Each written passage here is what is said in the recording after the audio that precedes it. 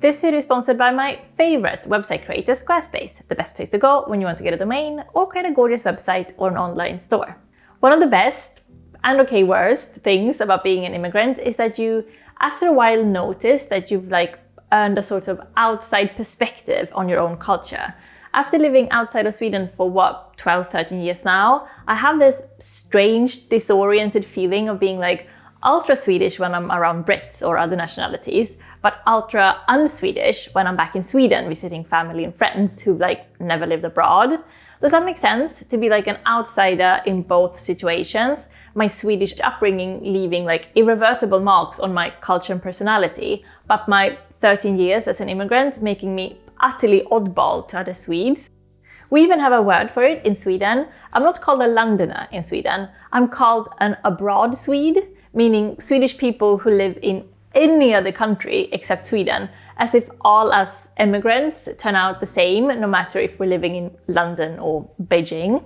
Anyway, as a proud abroad Swede, let me break it down. Those cultural quirks that I used to think were universal for all humans when I still lived in Sweden, but which have turned out to be, no, you know what? Only Swedish people do this.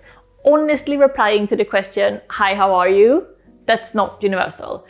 Do that here in London and they might put you away at some institution for a while. So I'm going to generalize the hell out of this video. Of course, it's not like this black and white or across the board. Swedes vary in personality just as much as the next person, but allow me the fun of pointing out cultural quirks that are, on the whole, really quite quintessentially Swedish. At least if you ask me. So speaking of that question, hi, how are you? Can we just take a moment and delve into the Swedish specific brand of reserve? Because Swedes are known to be reserved people, but then again, so are Brits and so are Japanese people, etc. And I think there's a massive difference though in the way Swedes and British people are reserved. The British way is to talk a lot without saying anything, talking about the weather or endless anecdotes and how to best avoid traffic on the M5. And oh, we need to mention here, the incredible amount of celebrity gossip that's thrown around in this country. Talk about useless use of words. The Swedish Reserve then is really quite different because it is shown through actual silence. In general, when Swedes get uncomfortable or awkward or socially insecure, we just grow quiet. Or when there are large emotions in the room, often Swedes don't know how to deal with the awkwardness of it and just stay quiet in the face of, grief or illness or general sadness. It's as if Swedes have adopted a sort of social do no harm attitude that, it's better to stay quiet than to say anything upsetting, which of course it isn't. Sadness met with silence, that's excruciating. Better awkwardly mumble the wrong thing than to say nothing and just leave the large emotion sort of hanging there without being acknowledged. Excruciating. This might make you think that in Sweden we don't like talking about bad stuff, but there you are wrong. Confusing, I know. It's just that in Sweden we have absolutely no problem stating hard facts, telling people in a matter-of-fact voice that about your depression or your mom's cancer or your child being bullied in school. People you hardly even know will often tell you these extremely personal and sad things without you asking, but doing it in such a deadpan way that no emotional engagement from the listener is required. It's more of a sort of way to build bridges, to show honesty and openness and guilelessness, without any sort of worry of burdening your listener with quite difficult and sad information. It's really weird, I know, but it's a deep set part of Swedish social interaction to complain together. So yes, if you ask someone in Sweden, how are you? Be prepared and don't be afraid to counter with your own medical history or financial problems. This is how we get to know each other and show an interest in other people. Plus, complaining lavishly about life, isn't it kind of pleasant? Isn't it just cozy? Just whatever you do, if you do this type of complaining session with a Swede, don't ever go, oh, poor you, and acknowledge the emotion. That's not what we're doing here. We're keeping it matter of fact, stating the news. This is not a pity party. When I first moved to London and got my first job in retail, I met so many other young people from all over the world working there, And it was such like a crash course in learning that you have to sort of adopt a new social interaction style with every other culture. So I learned like a Swedish Brit interaction style, a Swedish Korean, a Swedish South African, a Swedish Thai style, and so on. And different cultures would react to different aspects of my Swedish culture. Koreans, for example, would tell me that I'm very uncritical, as in I won't tell my friends if I disapprove of their boyfriend, which was strange for me to hear because I consider myself really quite frank. But I guess when it comes to potentially hurtful things like that, I guess, yes, I do adopt the do no harm social attitude.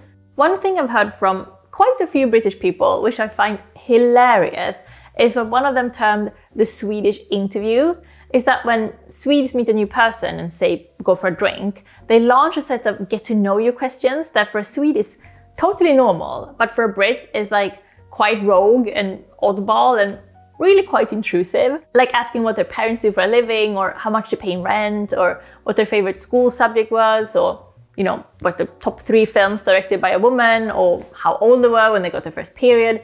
Almost nothing is off the menu for a Swede in a social conversation. And when you meet someone new, this sincere curiosity about the other person is totally natural for us in Sweden. But yeah, yes, I can see how we can make an un-Swede highly uncomfortable on a first date. How is it in your culture? What can and can't you ask a new acquaintance about? Like politics or religion or money or health or family? Are there like absolute taboos? Or are you, as a culture, quite frank and to the point, like us Swedes? Are Swedes snobs? Well, again, there is a Sweden-specific variety of snobbery, and I think it's probably so subtle to people from other cultures that it might from the outside look like there's no widespread snobism in Sweden. But in a way, I would say there is. Though in Sweden, at least in my experience, snobbery is not connected to money. Like I've said this before, in Sweden we have such a large part of the population belonging to the middle class, and such a small portion being upper class, and such a large portion of the working class living really quite like the middle class. Like flaunting wealth is not really a thing. Being able to afford stuff, like I've never seen that as a big flex growing up in Sweden. The relatively low variety in income and like the way we pride ourselves of being a country that deeply cares about equality, like money snobbery would in general be seen as really quite tacky and unethical to most Swedes. At least that's my experience growing up in both like a small working class town and then in one of the more like high-rise suburbs of Stockholm. Like the snobbery you will find in Sweden though, and especially in Stockholm, is an extreme trend sensitivity. When it comes to everything really, but especially like clothes or music or interiors, like if you're wearing the wrong shoes or listen to the wrong band or drink your coffee from an ugly mug, you probably will be judged for it. For me, there is always a feeling in Stockholm of everyone being slightly terrified of being behind, being out of style. Oh, and another way this is so noticeable is trends in speech. Like if I see friends in Sweden in the summer, next time I visit at Christmas, people will talk completely differently. This is one of the like #1 reasons that I wanted to leave Stockholm. I found the trend sensitivity and like nervousness so exhausting and demoralizing and uniform. When we moved to London and saw that people in like one friend group could have such a variety of different styles within the group in like clothes and, you know, they're listening to a variety of different music, subgenres, like it was liberating. Where Stockholm is so homogeneous, London is a completely like anything goes, all over the place, every color of the rainbow, whatever works for you sis type of place. I never felt like I could express my personal style or really get to know my own taste in music or interiors or like my own preferred way of speaking or writing until I left Stockholm. Sad, but true. So what is a Swede's notion of the good life? I would say like that the happy, content Swede is securely employed with a decent salary and 6 weeks paid vacation. That thing though about having a decent job with a lot of security and a decent salary is not going to be very exciting to be at work, right? So every Swede wants to leave work at 5 p.m. sharp because after work, in the evenings and weekends, that's when the good life is happening. This good life is a combination of cooking food, working out, and like having a highly niche hobby.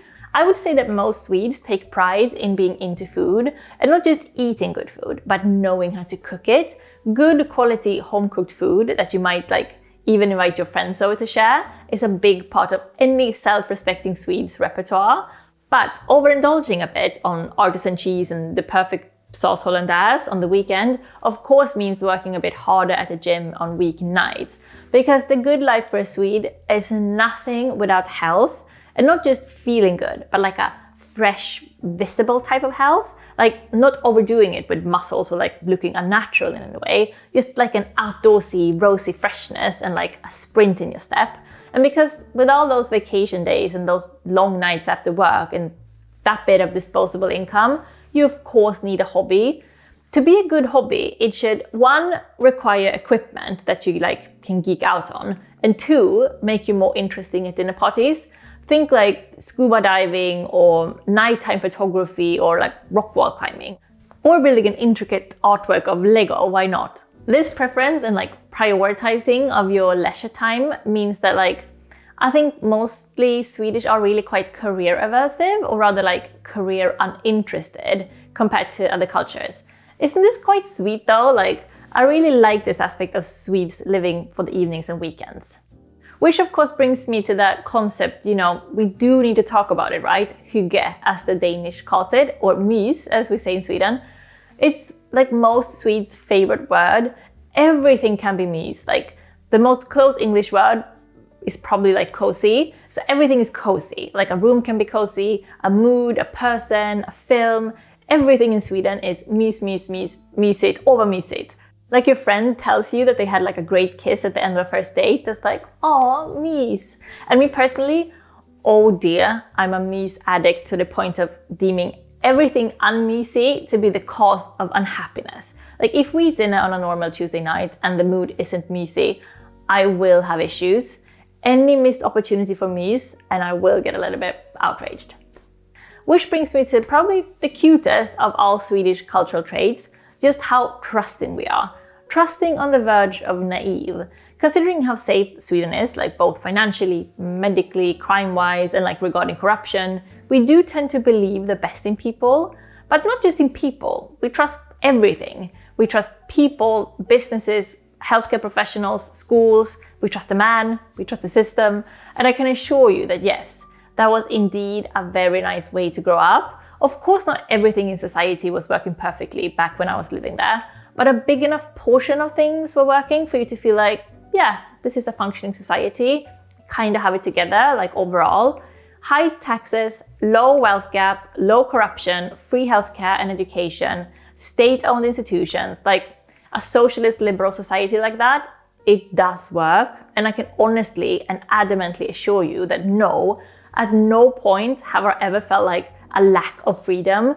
The possibility for everyone to go to school and no one worrying about being able to pay for medical bills, that's freedom. A bigger number of billionaires or megalomaniac transnational corporations getting tax cuts, that on the other hand is not my idea of freedom. But enough about Swedes, I want to know absolutely everything about your culture. Any similarities to these Swedish points, or is your country the complete opposite? I feel there's so many more Swedishisms that I could have dived deeper into today, but we're kind of out of time, I guess. So do tell me if you enjoyed these type of cultural observation videos. I'd love to do one about Londoners or British people too. So do give me a like if you want me to make more of these videos, and feel absolutely free to subscribe if you haven't yet. I really enjoyed making this video, I have to say. It's nostalgic and sweet for me to talk about Sweden, both in appreciation and, also in frustration. Now, do you want to create a beautiful site and maybe start your own blog? If so, you should definitely do it with Squarespace. Listen to this, with Fluid Engine, a next generation website design system, it's never been easier for you to unleash your creativity. So you start with an incredible template and customize everything by simply dragging and dropping. It seriously couldn't be easier. Squarespace is also amazing with blogging tools to share your stories, photos and videos to make it easy to reach your audience. You can also auto-post your content to Twitter, Facebook or Tumblr. They have great traffic analytics so that you can see how many people are visiting your site, how long they're staying for, where they're coming from and what they're interested in, I don't know, culture or books or fashion, for example. So what are you waiting for? Go get your free trial today at squarespace.com. And when you're ready to launch, go to squarespace.com/ginny to get 10% off your first purchase of a website or domain. Hope you had a good time too today and see you very, very soon. Puss puss!